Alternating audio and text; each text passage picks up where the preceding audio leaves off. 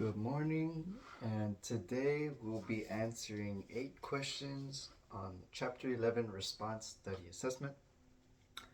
With that being said, first question.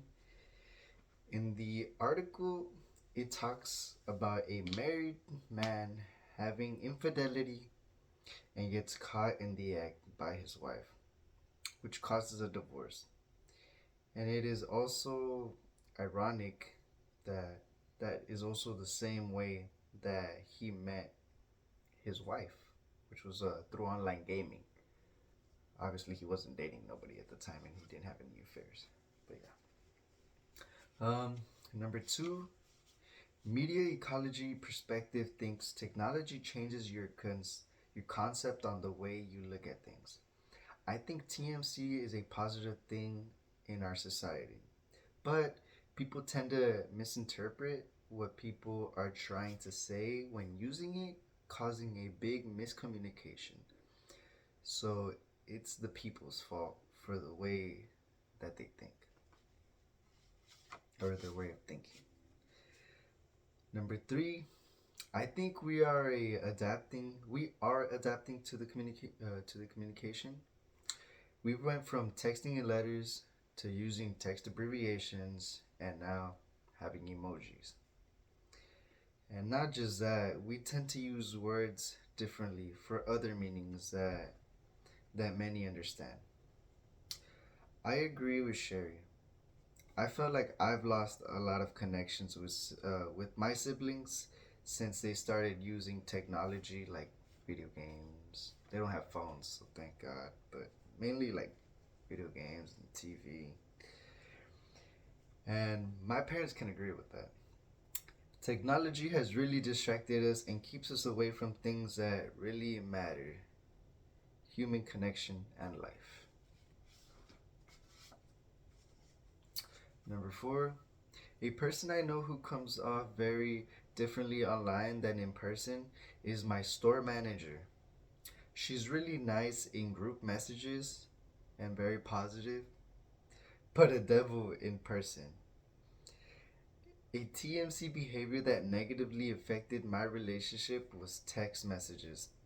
There was a time when I only texted my parents and rarely talked to them face to face, and they didn't like that. It got so bad to the point where one day I texted my mom for something while she was in the car. She was basically right next to me, and I could have just asked her face to face. Yeah. Number five, the vocabs. Basically, sexting is basically sending explicit pictures or texting sexually between two people. Flaming, a form of insulting a person through harsh words. Cyber harassment, it can be from being bullied online or someone stalking your account. Ghosting is completely ignoring a person through online communication for no reason. Catfishing, pretending to be someone online when you aren't. So a experience I had with one of these was sexting. Obviously, I was young and I was dumb. This was in I think my freshman year in middle school year. I met a girl and we started talking, and then like I guess we became official. And mainly we wouldn't really even talk. We'd mainly just sext. And eventually one day we did get caught from messages, and thankfully that's when it hit me, and I was like, that's literally all we do. It's not even like an actual relationship.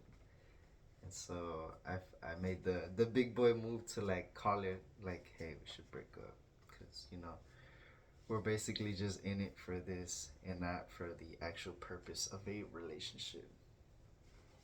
But yeah,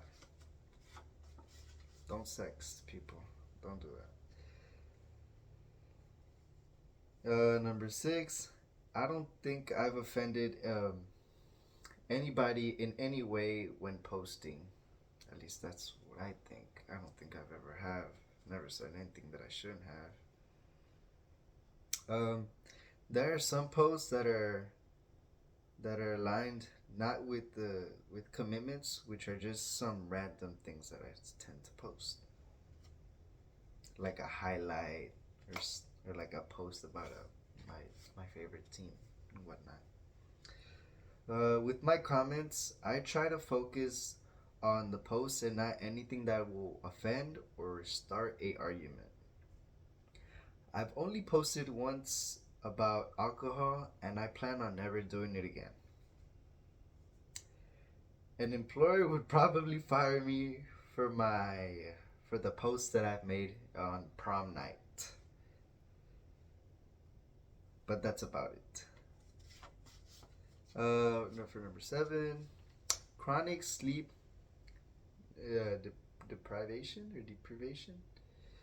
Reducing is basically reducing the amount of sleep and the comfort and comfortable one causing to affect you mentally and physically.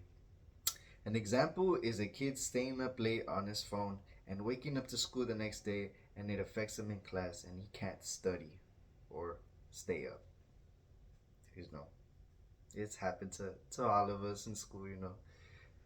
Wake up late or we stay up late and we fall asleep in class, or we can't even, you know, properly study.